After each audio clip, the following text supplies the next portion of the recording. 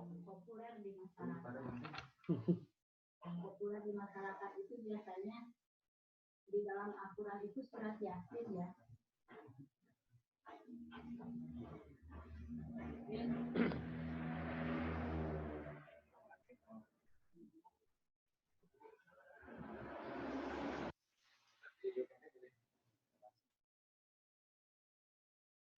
Masuk itu ya, atas izin ya biasanya ya, tapi ternyata Al-Quran itu dari surat Al-Fatihah sampai surat Anas kemudian kalau kita gali akan menemukan hal-hal yang luar biasa termasuk di dalam surat Al-Fatihah. Kemarin kasih dua hadis ya. Ini kasih dua hadis punya keutamaan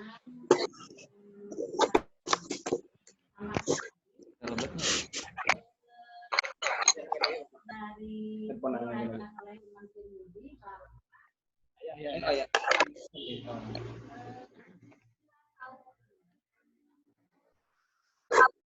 Ini bapaknya tes.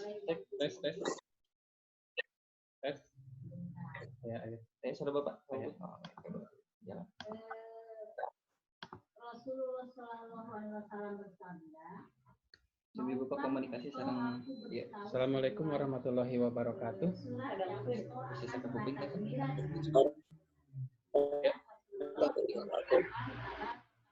Ya, saya kuping jelas suara bapak. Bisa terdengar jelas suara bapak? Iya, terdengar jelas. Iya. Putus suara. Gabungkan itu enggak? Itu beda pasuk. Suaranya terdengar putus-putus tidak? Tidak. Tidak. Oh, atas masuk. Coba bisa biar ada chatting di pagi biasa. Ya. Pembela yang akan memberikan pembelaan pada hari kiamat di hadapan bagi para pendapatnya. Jelas Pak, jelas. Jelas lagi di sana putus-putus tadi. Dia menjelaskan.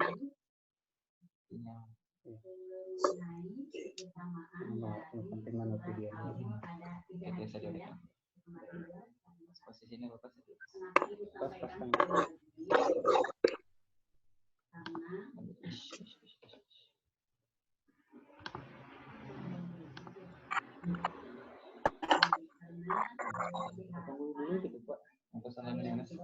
Baik, kita tunggu dulu ya sebentar untuk yang lainnya karena baru biasa saja yang sudah ikut gabung. Kita tunggu dulu sebentar.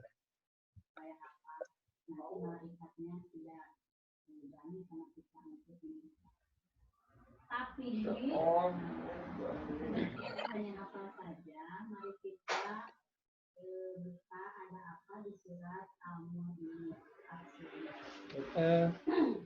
Sambil menunggu DRC kemarin tidak ikut ya, tidak ikut dalam pembelajaran kali ini ya, tidak sempat ikut. Ya. Baik. Sambil menunggu yang lain, Bapak akan ulas dulu sedikit tentang materi yang kemarin disampaikan. Kemarin itu membahas tentang beriman kepada Allah dan Rasulullah. Nah, pertama Bapak menerangkan tentang pengertian iman, bahwa iman itu menurut pengertian secara bahasa artinya percaya, meyakini, atau membenarkan. Sekali lagi, sudah disiapkan katanya? Memiliki kerajaan. Baik. Maksudnya apa Allah memiliki kerajaan? Maksudnya yang paling pertama adalah supaya setiap manusia itu tidak ada yang merasa dirinya raja. Tidak ada yang merasa dirinya raja. Atau dalam kurung sombong. Jadi kalau seorang sombong itu seperti raja. Harusnya tidak ada orang yang merasa dirinya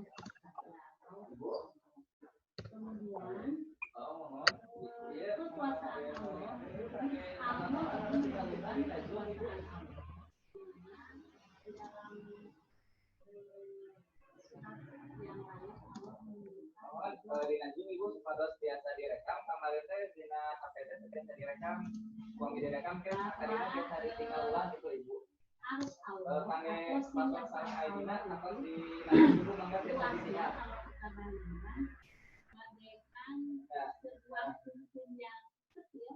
Oh, jam ibu mangga jalan ibu semua itu.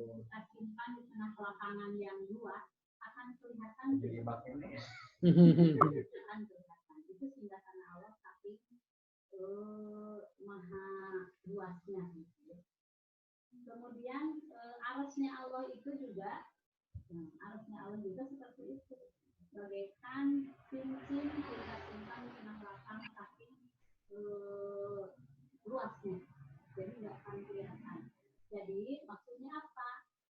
Akal manusia, otak manusia itu apabila menerima kekuasaan Allah, ya, terus akalnya tidak dibarengi dengan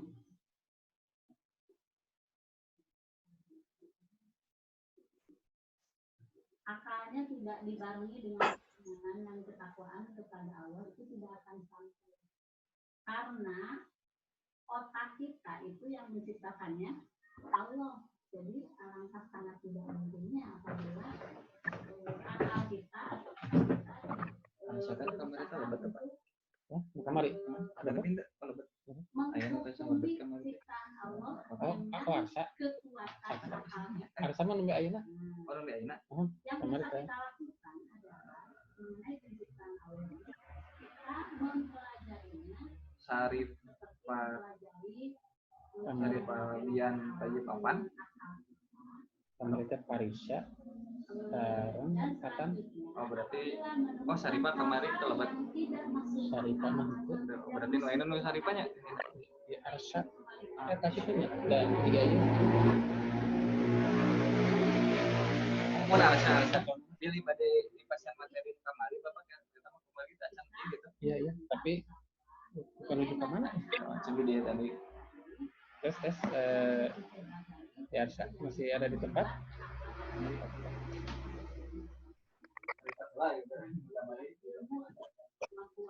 Ya Arsa masih ada di tempat? Enggak ada orang yakin catatan. Oh iya. Sudah ya? Baik.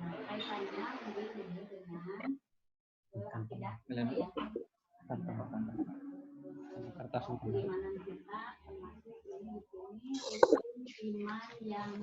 baik. Sambil menunggu teman yang lain, Bapak akan bahas mengenai materi yang kemarin disampaikan, tentang materinya tentang beriman kepada Allah dan Rasul-Nya. Pertama, tentang pengertian iman, itu kita artikan pertama secara bahasa, kedua secara istilah. Nah, iman menurut arti bahasa yaitu artinya membenarkan, meyakini atau mempercayai. Sekali lagi, iman menurut arti secara bahasa yaitu membenarkan, meyakini atau mempercayai. Nah, secara istilah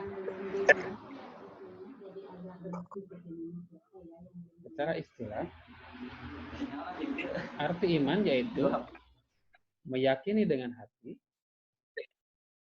membenarkan dengan lisan itu ucapan,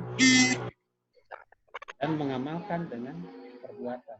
Jadi apa yang dilakukan itu sesuai dengan apa yang diucapkan dan juga sesuai dengan apa yang ada di dalam hati seseorang tersebut.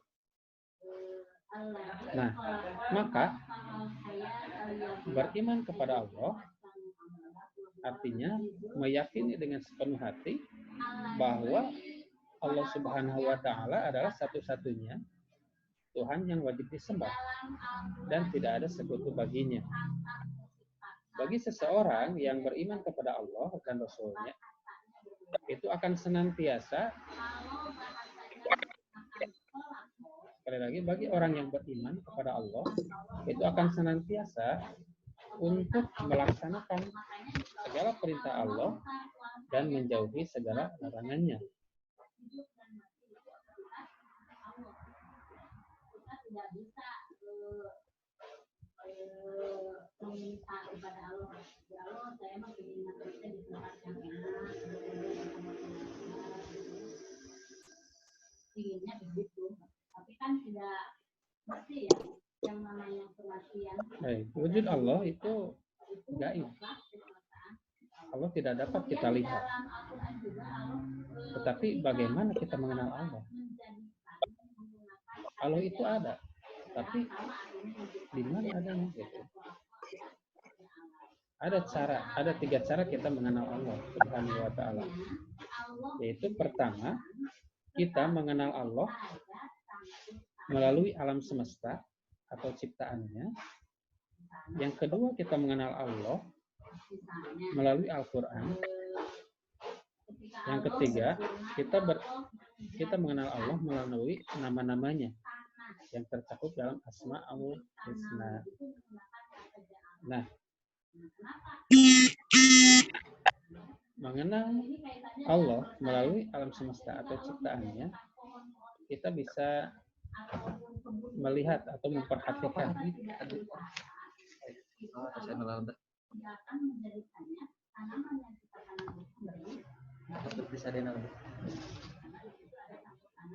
Parisya masuk ya.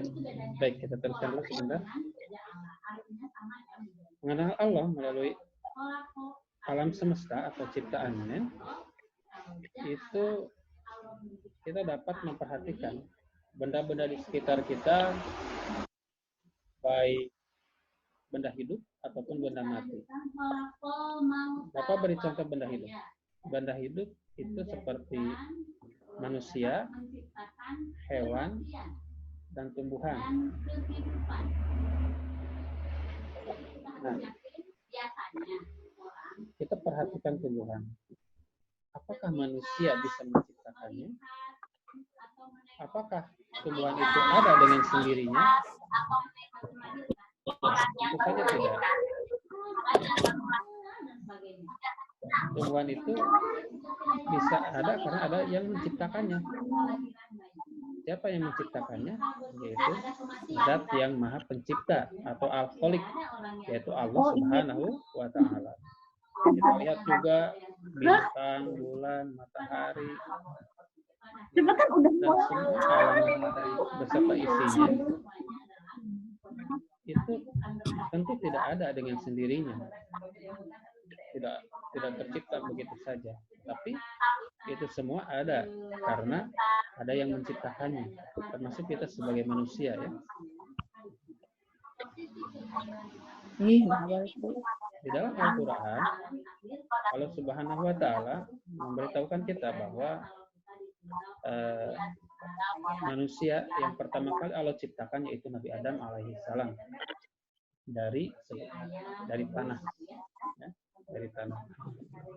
Nah, kemudian setelah Nabi Adam alaihi salam, Allah menciptakan manusia dari jenis perempuan yang tercipta dari tulang rusuk Nabi Adam alaihi salam, yaitu Siti Hawa. Nah, setelah itu maka Allah menurunkan Nabi Adam alaihissalam dan Siti Hawa ke dunia ini, dan kemudian berkembang biak sampai sekarang ini manusia terdiri dari berbangsa-bangsa ya. Saking banyaknya manusia, maka sekarang ini kita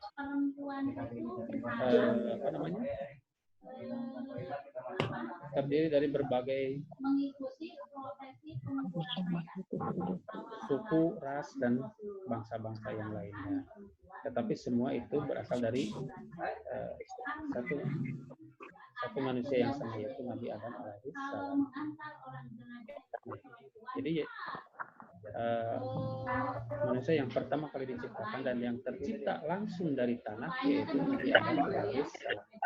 Baik, Bapak akan sapa dulu Devatan. Sudah bisa gabung ya? Terdengar suara Bapak? Coba aktifkan videonya. Devatan sama Faris. Ini nanyain Devatan. Devatan. Ini aku di sini. Sini.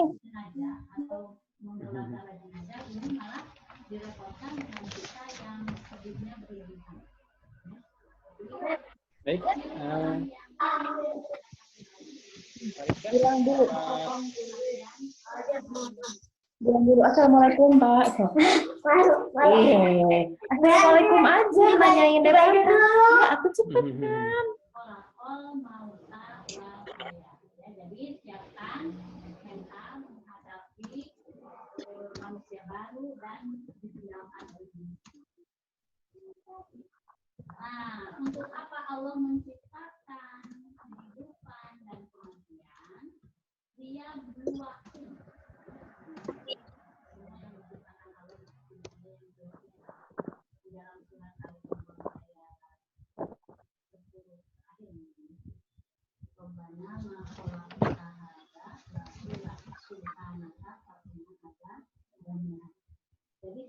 Farisha bisa mendengar suara Bapak?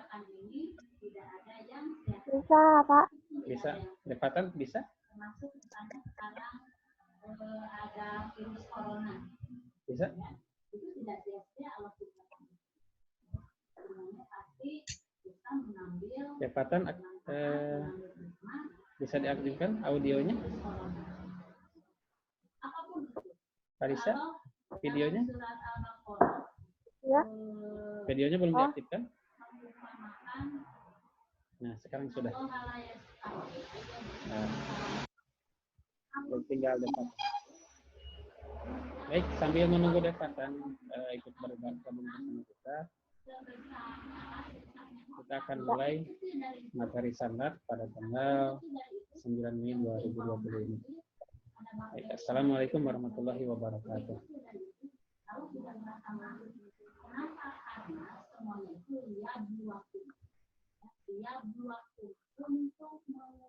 Baik,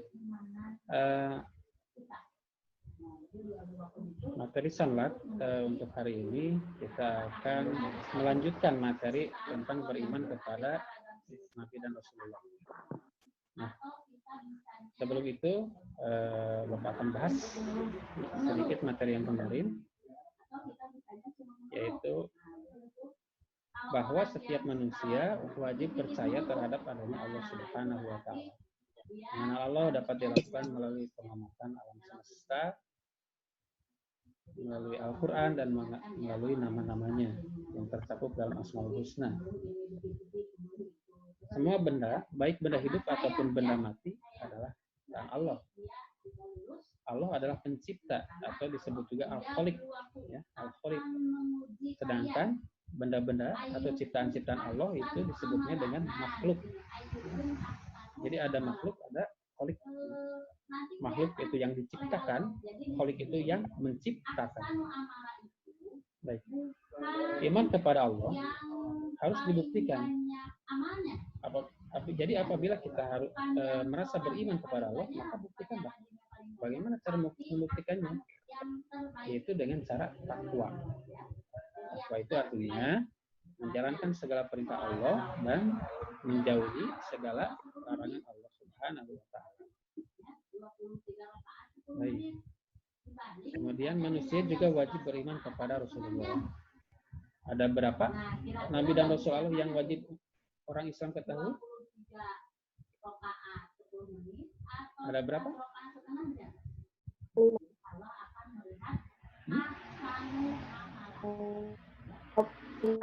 Ada 10, ada 20, ada 25, ada atau berapa? Nabi dan Rasul yang wajib kita ketahui. Ya, Pak. Ya, mulai tergabung. Selamat datang kata. Kalau yang hanya mengutamakan kuantitas, paling sekali lagi, ada berapa nabi dan rasul yang wajib kita ketahui? Tidak kurang dari 25 menit saja. Semuanya 5 menit. Semuanya 5 menit. Baik, ada 25 ya. Ada 25 nabi dan rasul. Itu berarti Kemudian apabila kita lebih dari semua rasul, semua nabi dan rasul itu menyeru kepada seluruh umat manusia untuk senantiasa menyembah Allah Subhanahu wa taala. Jadi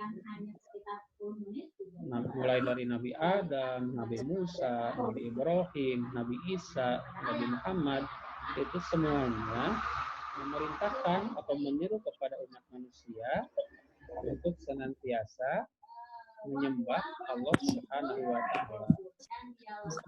Allah ya Tuhan yang Maha Esa. Tuhan yang tunggal, tidak ada Tuhan selain Allah. Semuanya. Semua nabi. Andainya Nabi Adam alaihissalam adalah nabi yang pertama dan juga manusia yang pertama yang Allah ciptakan, maka Nabi Muhammad adalah nabi yang terakhir. Tidak ada lagi nabi setelah Nabi Muhammad. Dalam istilah lain, nabi yang terakhir itu ada khataman nabiyyin. Khataman nabiyyin, ya, penutup para nabi dan rasul. Jadi seandainya ada yang mengaku-ngaku sebagai nabi zaman sekarang ini, itu sudah bisa dipastikan bahwa itu ada nabi yang palsu. Yang palsu. Jangan dipercaya. Jadi nabi yang terakhir, Nabi Muhammad SAW, yang diutus oleh Allah Subhanahu wa taala untuk seluruh umat manusia mengajak kepada kebenaran. Nah, sekarang kita akan membahas tentang sifat-sifat nabi. Ada berapa sifat nabi yang wajib? Sifat wajib bagi nabi ada berapa?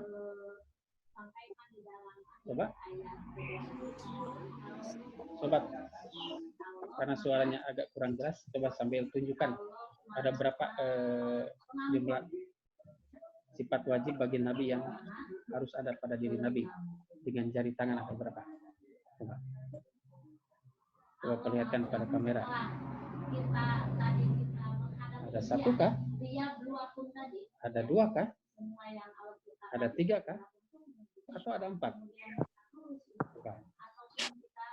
Berapa sifat wajib yang harus ada pada diri Nabi?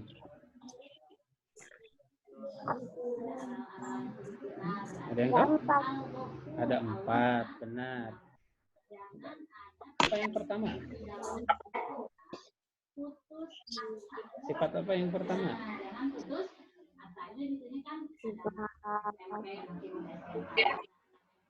Nanti mau kuliah. Ya. Semua punya cita-cita. Parisa sepertinya mau menjawab. Yang SMP mungkin cita-citanya Irfan.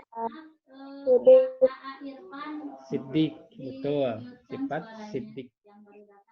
Siddiq itu artinya jujur. Ya. Siddiq itu artinya jujur atau benar. Maka mustahil bagi seorang nabi memiliki sifat kizib. Kizib itu artinya pendusta. Kebalikan dari sifat siddiq itu. Nah, Nabi Muhammad alaihissalam itu menyampaikan wahyu dari Allah Subhanahu wa taala kepada seluruh umat manusia. Dan wahyu dan segala sesuatu yang disampaikan oleh Nabi Muhammad SAW itu benar. Benar, tidak diragukan sedikit pun. Karena seorang nabi itu memiliki sifat siddiq. Dan setiap para nabi itu dimaksum oleh Allah.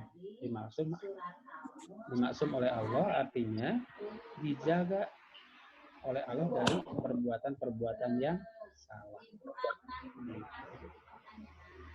senantiasa para nabi dan rasul itu berada dalam bimbingan Allah Subhanahu wa taala.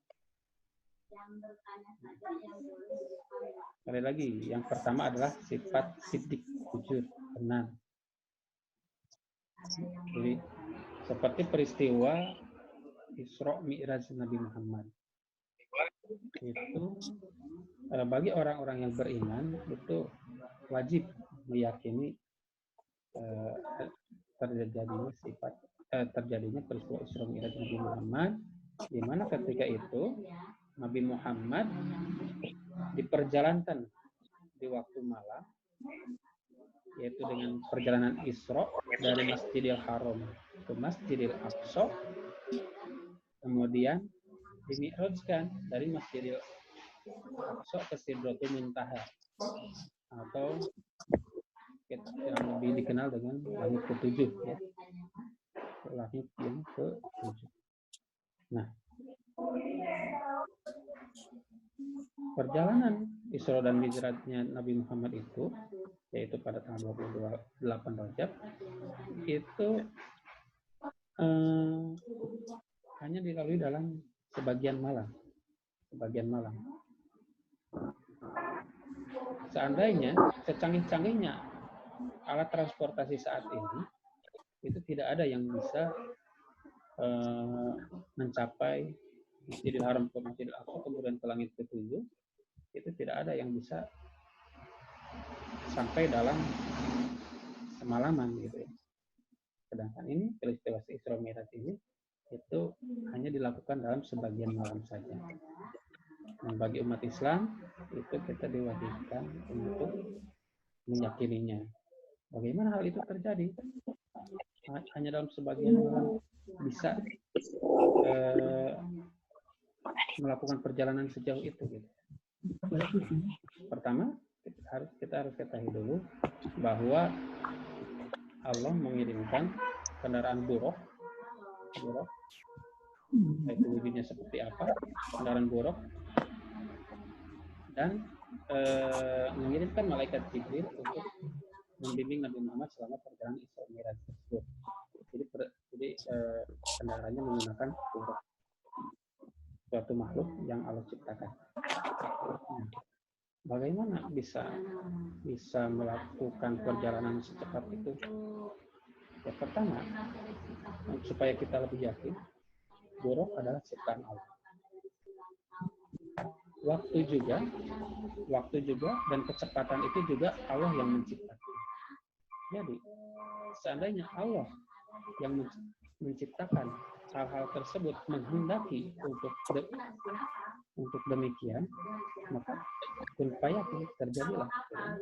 Allah yang memiliki waktu, Allah yang memiliki kecepatan. Maka kalau Allah perintahkan kepada waktu dan kecepatan itu supaya segera mencapai tempat yang dituju dengan kecepatan yang tinggi, maka cepatlah untuk sampai ke sana. Baik, contoh yang lainnya supaya kita lebih mudah untuk memahami mukjizat-mukjizat yang Allah berikan kepada para nabi, ya. Nabi Ibrahim alaihissalam itu dihukum oleh Raja Namrud karena menghancurkan berhala-berhala yang menjadi sesembahan Raja Namrud dan para pengikutnya. Nah, kemudian Nabi Ibrahim dimasukkan ke dalam api yang besar, yang saking besarnya api, kira-kira jarak 2 meter pun itu sudah terasa sangat panas. Dan Nabi Ibrahim dimasukkan ke dalam api tersebut. Tapi pertanyaannya, mengapa Nabi Ibrahim tidak terbakar dengan api sebesar itu, ya? Kita bayangkan apinya sebesar gedung atau sebesar rumah lah, ya. Tidak terlalu besar, sebesar rumah saja. Itu kan api yang sangat besar. Kemudian Nabi Ibrahim dimasukkan ke dalam api sebesar itu, tetapi tidak terbakar. Nah, bagaimana kita meyakini kebenaran hal tersebut? Maka kita harus ingat bahwa siapa yang menciptakan Nabi Ibrahim?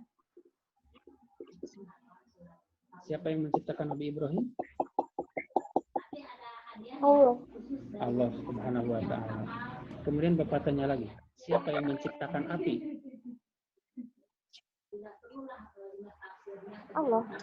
Allah juga ya. Baik yang menciptakan Nabi Ibrahim ataupun yang menciptakan api adalah Allah. Maka apabila sang pencipta sudah memerintahkan kepada yang diciptakannya, Allah memerintahkan api supaya dingin. Wahai api, dinginlah kamu kepada Ibrahim. Maka api itu tunduk kepada Allah. Maka jadilah api itu dingin. Sehingga api itu tidak bisa membakar Nabi Ibrahim. Itu semua kan Allah yang mengatakan demikian. Itu, ya. Kenapa? Jadi kenapa api itu tidak bisa membakar Nabi Ibrahim? Karena api tersebut diperintahkan oleh Allah Subhanahu wa Ta'ala agar menjadi dingin kepada Nabi Ibrahim. Jelas? Ada pertanyaan terlebih dahulu sampai situ?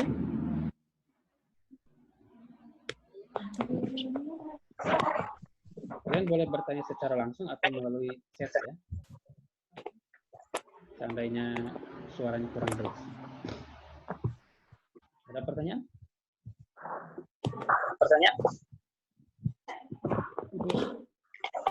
Belum ada ya? Belum ada. Baik. Kita lanjutkan. Baik. Sifat Nabi yang kedua yaitu amanah. Amanah artinya dapat dipercaya atau terpercaya.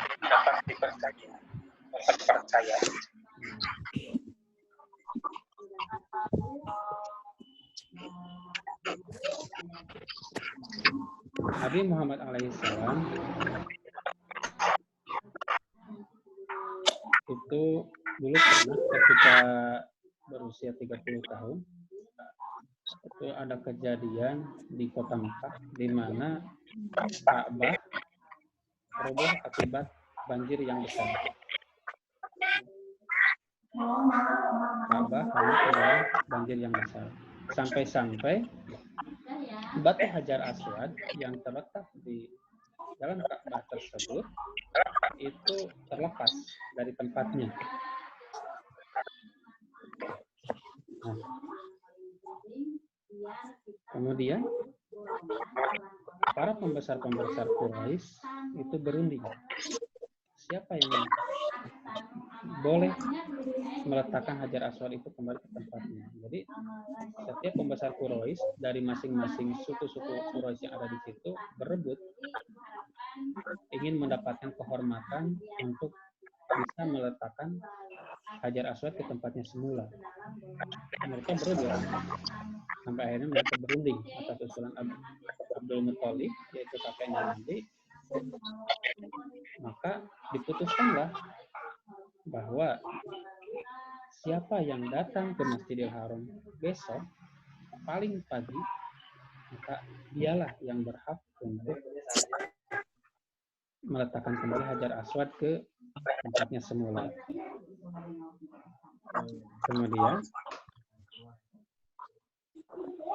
Kemudian mereka mengintip dari tempat yang tersembunyi pada malam yang sangat gelap, tidak ada lampu di situ. Ternyata yang datang ke Masjidil Haram paling pagi yaitu Nabi Muhammad alaihissalam. Maka Nabi Muhammad alaihissalam ditunjuk oleh mereka supaya meletakkan Ka'bah meletakkan batu Hajar Aswad ke tempatnya semula. Tapi Nabi Muhammad paham bahwa mereka berselisih sebelumnya karena mereka semua ingin meletakkan batu Hajar Aswad ke tempatnya semula. Nah, kemudian Rasulullah memberikan kebijakan dengan meletakkan sorbannya dan meletakkan Hajar Aswad di sorbannya, dan masing-masing dari tiap utusan kaum Quraisy itu mengangkat sorban tersebut bersama sehingga mereka semua dapat meletakkan Hajar Aswad secara bersama-sama. Dan mereka pun yang berselisih akhirnya merasa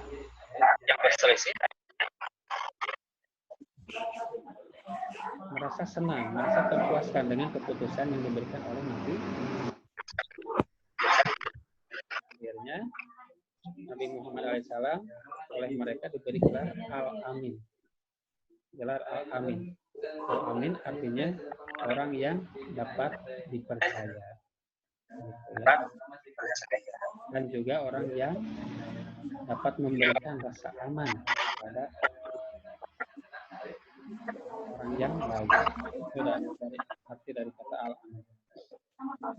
Kemudian sifat Nabi yang ketiga yaitu Fatonah. Fatonah artinya cerdas.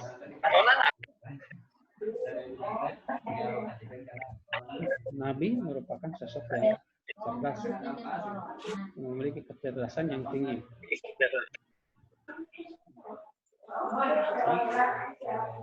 Nabi Muhammad, beliau selain sebagai pemimpin umat, dan juga beliau juga sebagai panglima perang yang dengan kecerdasannya dalam memikirkan strategi perang itu beliau tidak pernah terkalahkan. Pasukan beliau itu tidak pernah terkalahkan oleh pasukan musuh, kecuali pada saat perang Uhud. Pasukan Muslim dapat dikalahkan oleh pasukan kafir Quraisy, itu pun bukan karena kesalahan strategi beliau, tetapi hal itu terjadi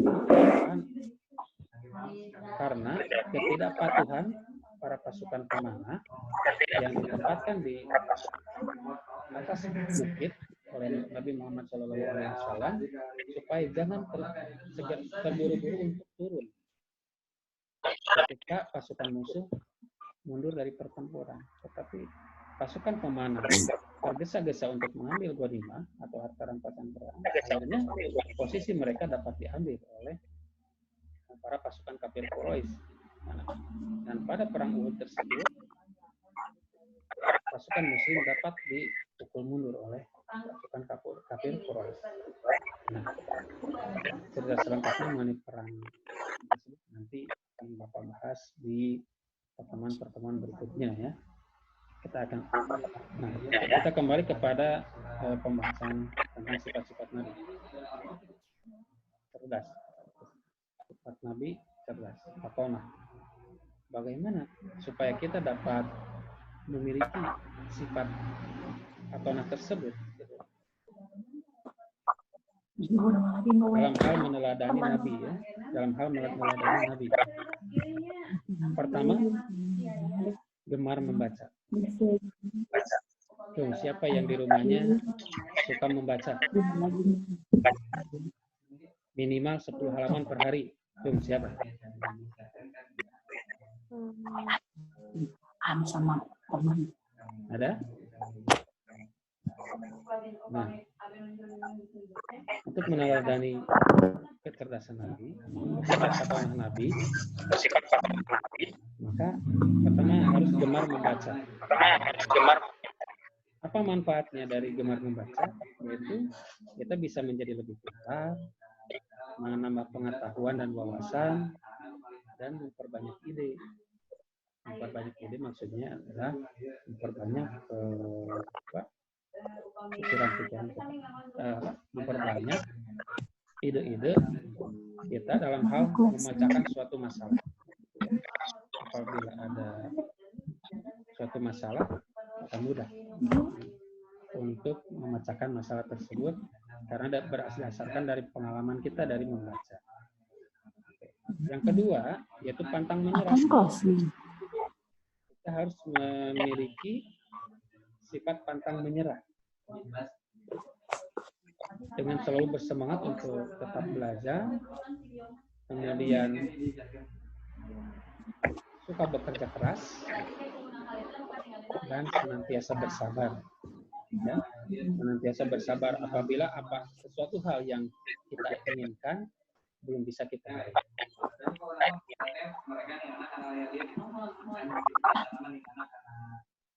Baik.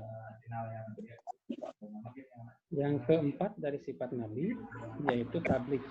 Tabligh artinya menyampaikan ajaran atau menyampaikan ajaran-ajaran kebenaran agama Islam yang diwahyukan oleh Allah kepada seluruh umat manusia. Tabligh itu juga bisa diartikan dengan dakwah. Dakwah untuk mengajak seluruh umat manusia ke dalam ajaran Islam. Ajaran Islam yang sebenar-benarnya. Baik, itu adalah sifat wajib bagi Nabi yang 4. Coba sebutkan satu persatu dari sifat Nabi tersebut. Yang pertama apa tadi Mas Dingin?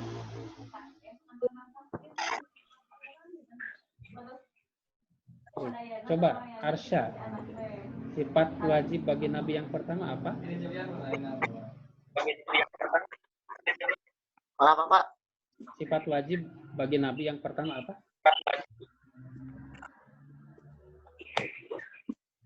Putus-putus. Putus-putus suaranya. Baik. Coba Devatan. Apakah sifat wajib Nabi yang pertama tadi yang disebutkan? Atau sebutkan salah satu sifat wajib bagi Nabi.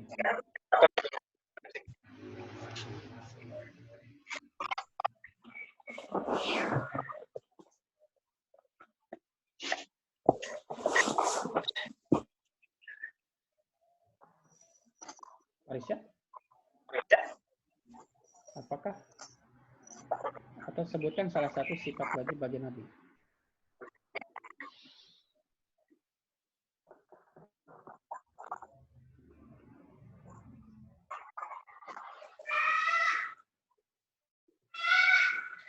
Terdengar suara Bapak Arisya?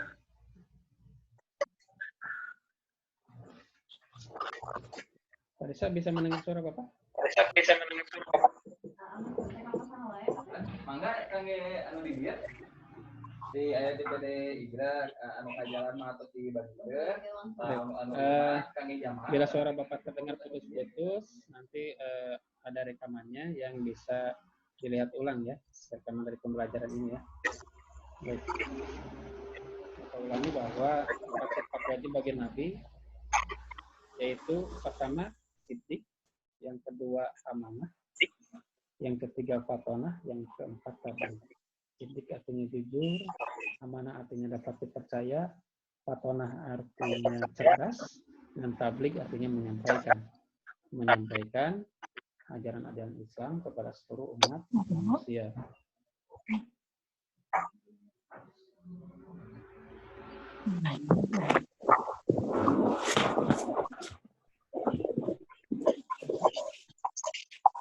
Baik.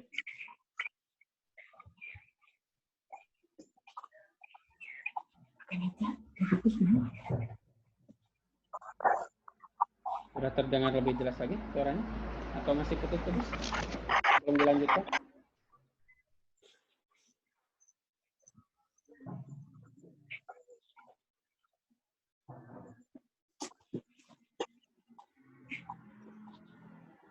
Baik.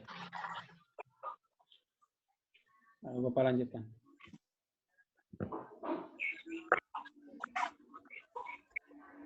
Tadi disebutkan bahwa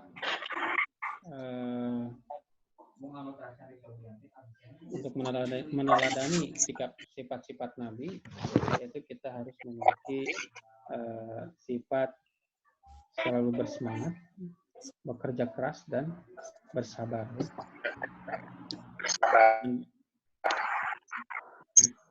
Bapak akan kisahkan tentang kisah Nabi Ayub alaihissalam yang berkaitan dengan sifat-sifat tersebut. Nabi Ayub alaihissalam adalah seorang nabi yang memiliki harta kekayaan yang banyak. Dengan harta kekayaannya yang banyak tersebut, beliau senantiasa mensedekahkan harta kekayaannya kepada setiap orang-orang yang membutuhkan.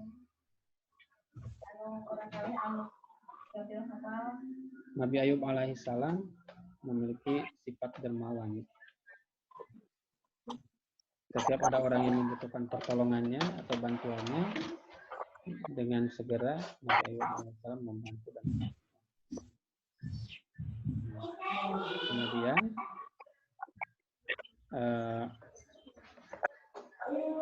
iblis mencoba menggoda Nabi Ayub alaihissalam supaya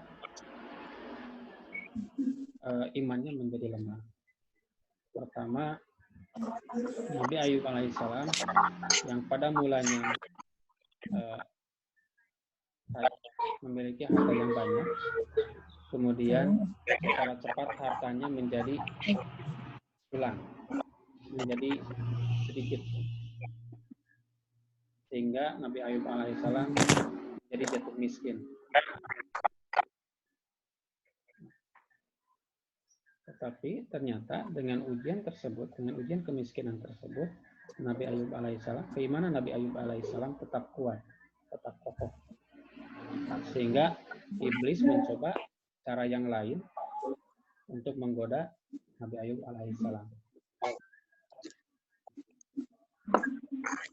Nah, yang kedua, Nabi Ayub alaihissalam, semua putra-putranya, putra dan putrinya itu meninggal dunia. Sedih, tentu sedih. Tapi Nabi Ayub alaihissalam tetap bersabar, tetap mempertahankan keimanannya kepada Allah Subhanahu wa taala dengan kuat. Sehingga iblis makin penasaran untuk terus menggoda Nabi Ayub alaihissalam. Dengan kemiskinan, ternyata Nabi Ayub tetap keimanannya kuat. Dengan meninggalnya para putra-putri Nabi Ayub, mana Nabi Ayub tetap tidak tergoyahkan, maka ujian yang ketiga bagi Nabi Ayub yaitu dengan dengan terkena penyakit kulit. Nabi Ayub diuji dengan penyakit kulit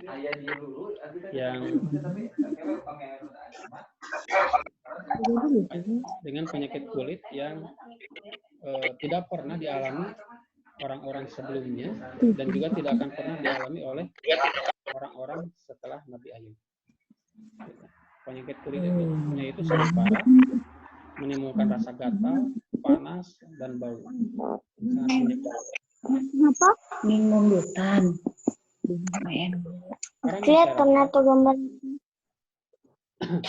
Para masyarakat di sekitar Nabi Ayub itu merasa takut, merasa khawatir tertular oleh penyakit Nabi Ayub tersebut.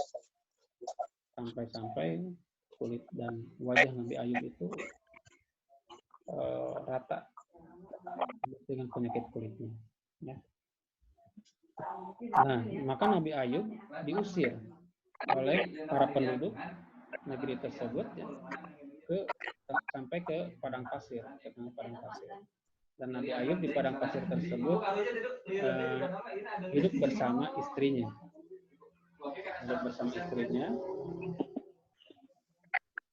Dan Nabi Ayub menjalani semua ujian tersebut dengan bersabar. Penyakit kulit yang Nabi Ayub derita itu sampai bertahun-tahun bahkan ya, beliau derita. Tetapi beliau tetap bersabar menghadapi penyakit tersebut. Sampai suatu waktu Nabi Ayub ketika itu tidak mengetahui bahwa istrinya sedang pergi ke pasar untuk membeli kebutuhan pokok. Ketika Nabi Ayub terbangun, istrinya tidak ada dan disangka istrinya meninggalkan begitu saja karena penyakitnya itu. Maka ketika itu Nabi Ayub bersumpah seandainya istrinya pulang nanti akan dihukum dengan 100 cambukan. Kemudian tidak berapa lama istrinya pulang. Nabi Ayub bertanya kepada istrinya, kemana saja? Kenapa meninggalkan saya? Kecurigaan Nabi Ayub bahwa istrinya meninggalkannya karena penyakit itu ternyata salah.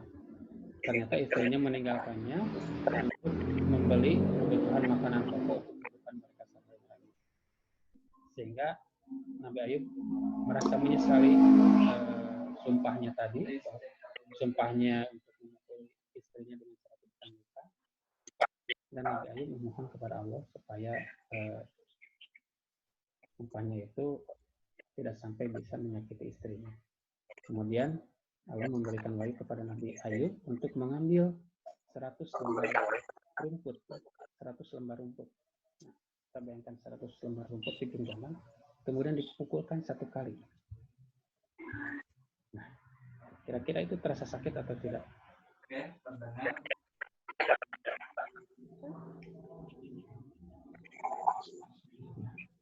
100 helai rumput, 100 helai rumput di genggaman, kemudian dipukulkan kepada istri beliau. Dan itu sehingga sumpah Nabi Ayub untuk memukul istrinya dengan 100 kali pukulan dapat dituntaskan, dapat ditunaikan, tetapi dengan tidak menyakiti istrinya, hanya dengan 100 helai rumput tersebut. Dan kemudian Nabi Ayub alaihissalam berdoa kepada Allah supaya penyakitnya disembuhkan. Nah, Nabi Ayub alaihissalam tiba-tiba di tanah yang ada di hadapan beliau itu diinjak, kemudian keluar air dari tanah tersebut dan Nabi Ayub mandi dengan air tersebut, mandi dan minum dengan air tersebut, sehingga seketika penyakit Nabi Ayub tersebut hilang. Arti sembuh sekaligus. Sehingga istrinya yang tadi baru pulang dari pasar itu melihat takjub, bahkan Nabi merasa heran ya melihat Nabi Ayub, wajah dan tubuhnya kembali seperti semula. Akhirnya setelah melewati ujian-ujian tersebut, kekayaan Nabi Ayub Allah berikan kembali. Kemudian selain Nabi Ayub sembuh dari penyakitnya, Allah memberikan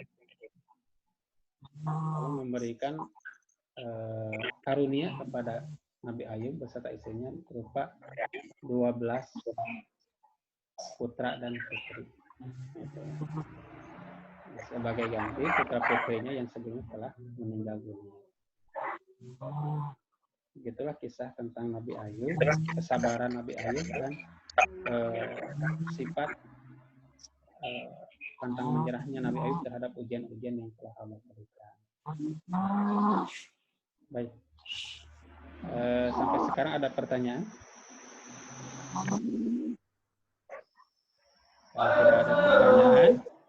Kalau tidak ada pertanyaan, tolong dicatat. Pertanyaan. Ada 3 pertanyaan yang akan Bapak berikan hari ini. Untuk nanti besok diperlihatkan jawabannya. Bapak akan berikan pertanyaannya melalui chat ya, supaya lebih jelas. Karena kalau melalui suara khawatirnya putus-putus. Baik.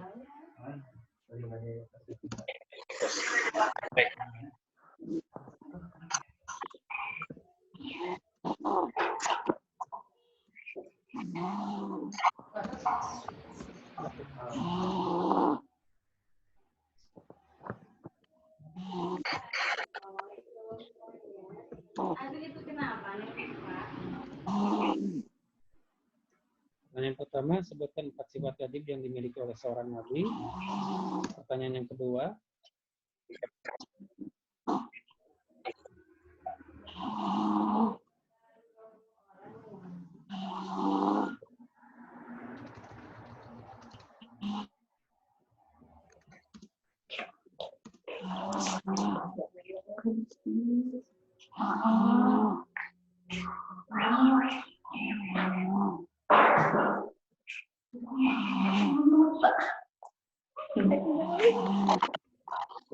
Aduh. Sayang. Kedua, bagaimana cara kita agar dapat meneladani sifat Udah, apa? udah. 3.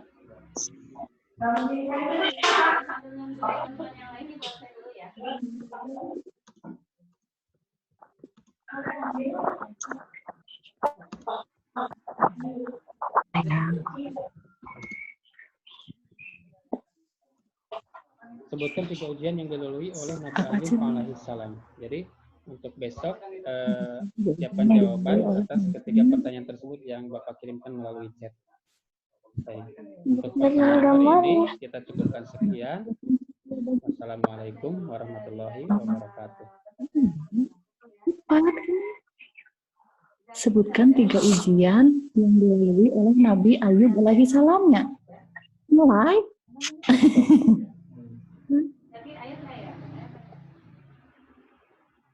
Tunggu aja lah. Sip, buka lagi.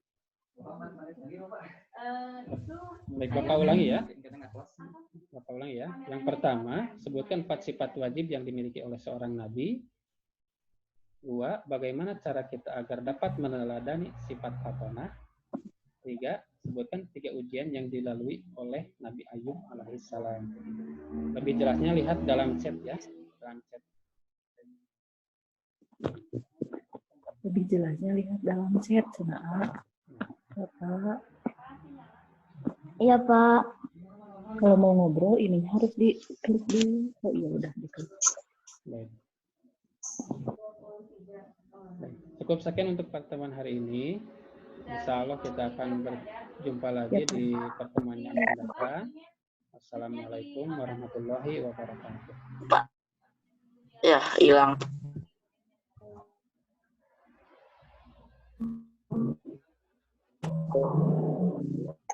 Bisa diangkat, Ustaz.